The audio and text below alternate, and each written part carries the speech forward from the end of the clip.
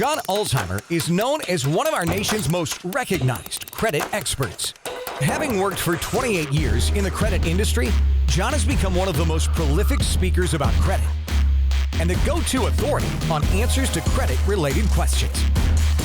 Credit Countdown with John Ulzheimer.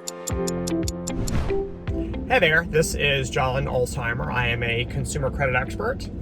I've spent almost 30 years in the credit industry. I've spent time at FICO, which is the company behind the FICO credit scoring system, and Equifax, which is one of the 3 generally recognized credit reporting agencies in the United States. So today's video, I'm going to discuss what you should do if your credit card has been stolen, if your credit card number has been stolen, if your credit card account has been compromised. So anything at all having to do with your existing credit card having been stolen. This is actually a good one for people who are primary credit card holders and are thinking of adding people as an authorized user to your card, or otherwise bringing on like what a cosigner or joint credit card holders, although a lot of credit card issuers don't even allow that any longer. So really what this topic is it has to do with your liability for fraud. So what do you do if you find out that any of those things have happened? And so the first thing that you do is you don't freak out. And the reason you don't freak out is because it's really not that big of a deal. My guess is that every single one of you who is watching this right now has been the victim of some form of account takeover fraud. And that's what that's called, by the way. When somebody either steals your credit card or knows what your card number is and they use your account without your permission, that's called account takeover. True name fraud would be if they went out and opened a new card in your name. Account takeover is when they're abusing a card that you've already opened. So I'm going to tell you a little bit about the Fair Credit Billing Act, or the FCBA. The Fair Credit Billing Act is a federal statute that, among other things, limits your liability for credit card fraud. And so specifically, what the act does is it caps your liability for credit card fraud to no more than $50. And so even if someone steals your credit card, racks up $10,000 of charges, and never makes any payment, you're not liable for more than $50.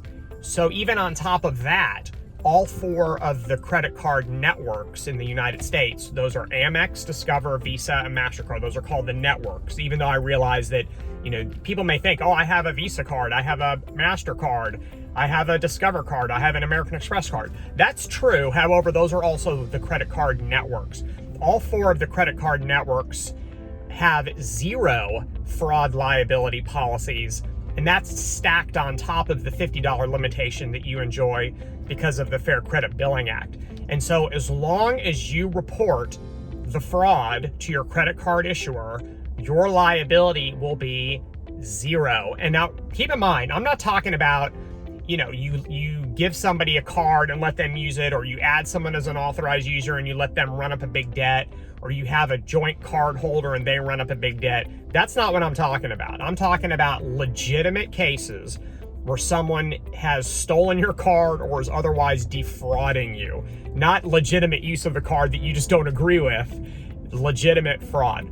So if you are the victim of legitimate account takeover fraud, you have 0 liability.